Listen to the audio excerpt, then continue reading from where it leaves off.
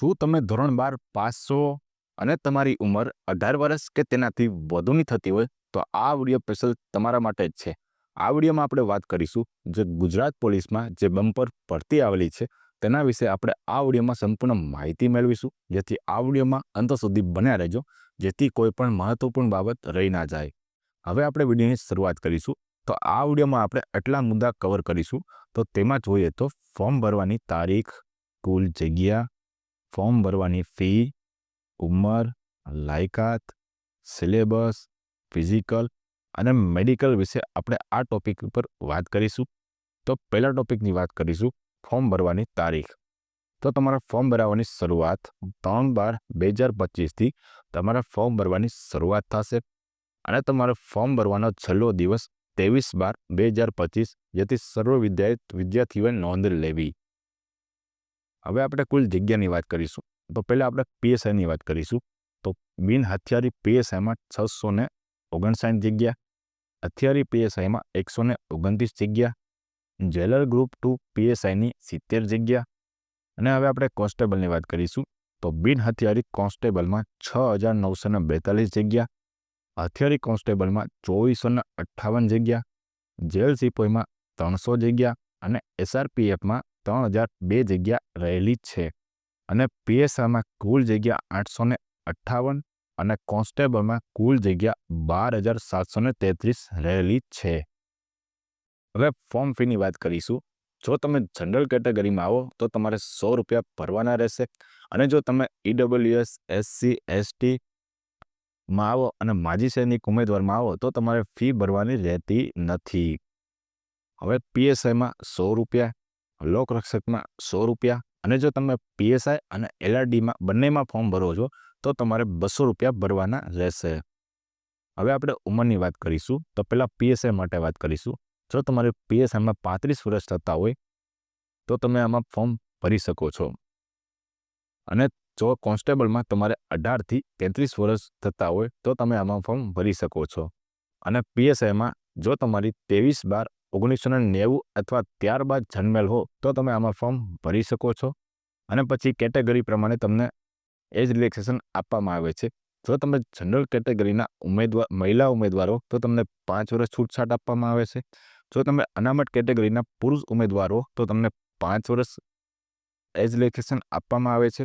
અને જો તમે અનામત કેટેગરીના ઉમેદવારો તો તમને 5 + 5 એટલે 10 વર્ષ આપવામાં આવે છે। અને રમતવીર ઉમેદવાર જણાવેલ 1 થી 3 મુજબની છૂટછાટ ઉપરાંત ઉપલી વય મર્યાદામાં વધારાની છૂટ 5 વર્ષની આપવાની રહેશે। અને જો તમે માજી સૈનિક ઉમેદવાર હો તો ઉપલી વય મર્યાદામાં તેઓ બજાવેલ ફરજના સમયગાળા ઉપરાંત 3 વર્ષ સુધીની છૂટછાટ મળશે। હવે આપણે લાયકાતની વાત કરીશું। જો તમે પીએસઆઈમાં ફોર્મ ભરો છો તો તમારે કોલેજ પાસ હોવું જોઈએ, અને જો તમે કોન્સ્ટેબલમાં ફોર્મ ભરો છો તો તમે 12 પાસ ઉપર કોન્સ્ટેબલમાં ફોર્મ ભરી શકો છો। હવે આપણે સિલેબસની વાત કરીશું। તો કોન્સ્ટેબલના સિલેબસની વાત કરીશું। એમાં 2 પાર્ટમાં એક્ઝામ લેવાશે, અને પાર્ટ એ તમારે 80 માર્કનો રહેશે અને પાર્ટ બી તમારે 120 માર્કનો રહેશે। તો પહેલાં પાર્ટ એની વાત કરીશું। તો તમારે રીઝનિંગ અને ડેટા ઇન્ટરપ્રિટેશન 30 માર્કનું રહેશે, અને મેથેમેટિક્સ 30 માર્કનું, અને કમ્પ્રિહેન્શન ઇન ગુજરાતી લેંગ્વેજ એ 20 માર્કનું રહેશે, અને કુલ 80 માર્કનો પેપર રહેશે। અને એમાં તમારે કમસે કમ 40% માર્ક પાસ થવા માટે લાવવાના રહેશે। હવે પાર્ટ બીની વાત કરીશું, જે તમારે 120 માર્કનો રહેશે। એમાં પણ તમારે 40% પાસ થવા માટે કમ્પલસરી લાવવાના રહેશે। તો તેમાં આપણે સિલેબસની વાત કરી તો બંધારણમાં 30 માર્કનું પૂછાશે, current affair, science and technology અને જનરલ નોલેજ 40 માર્કનું, અને ઇતિહાસ, સાંસ્કૃતિક વારસો, જિયોગ્રાફી એ 50 માર્કનું થઈને 120 માર્કનું પૂછાશે। હવે આપણે ફિઝિકલની વાત કરીશું। જો તમે પુરુષ ઉમેદવાર હો, સૌથી પહેલાં તમારે તો આમાં દોડ આવશે। દોડ પાસ કર્યા પછી જ એક્ઝામ આવશે। તો પહેલાં આપણે દોડની વાત કરીશું। તો પુરુષ ઉમેદવાર હો તો તમારે 5 કિલોમીટર વધુમાં વધુ 25 મિનિટમાં દોડ પૂરી કરવાની રહેશે।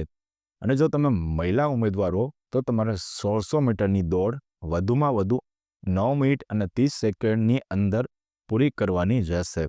અને જો તમે એક્સ સર્વિસમેન હો તો તમારે 2400 મીટર દોડ વધુમાં વધુ 12 મિનિટ 30 સેકન્ડમાં દોડ પૂરી કરવાની રહેશે.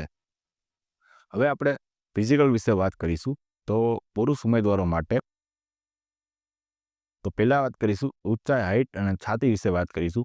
તો જો તમે ગુજરાતમાં અનુસૂચિત જનજાતિના ઉમેદવાર હો તો તમારી હાઇટ 162 સેન્ટીમીટર હોવી જોઈએ અને તમારી છાતી ફૂલાવ્યા વગર 79 અને ફૂલાવેલી 84 રહેવી જોઈએ. એટલે કે 5 ફૂલાવો તમારે કરવાનો રહેશે.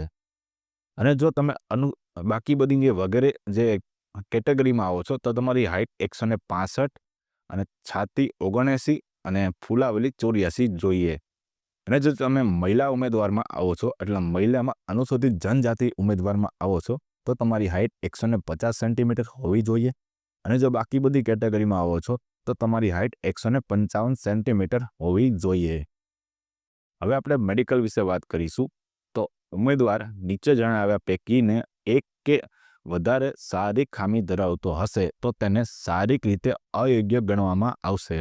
જો મિત્રો તમારે આમાં કોઈ પણ પૈકી તમને જો કોઈ પણ ખામી હશે તો તમે આમાં લાયક નહીં ગણાવો. તો પહેલી ખામીની વાત કરીશું. વાંકા ઢીંચણ, ફૂલેલી છાતી, ત્રાંસી આંખ, સપાટ પગ, કાયમી અતિશય ફૂલેલી નસ, ફૂલેલા અંગૂઠો, અસ્થિભંગ અંગ, સડેલા દાંત, ચેપી ચામડીના રોગો, રંગ અધત્વની ખામી અને નોંધ મુદ્દા નંબર 10 જે જેલ સિપાઈ માટે લાગુ પડતા નથી. જો મિત્રો તમે આમાં તમારી કોઈ પણ ખામી હશે તો તમે આના માટે લાયક ગણાશો નહીં. જો મિત્રો તમને આ વિડીયો પસંદ આવ્યો હોય તો વિડીયોને લાઇક, ચેનલને સબસ્ક્રાઈબ અને કોમેન્ટ બોક્સમાં કોમેન્ટ કરીને જરૂરથી જણાવજો.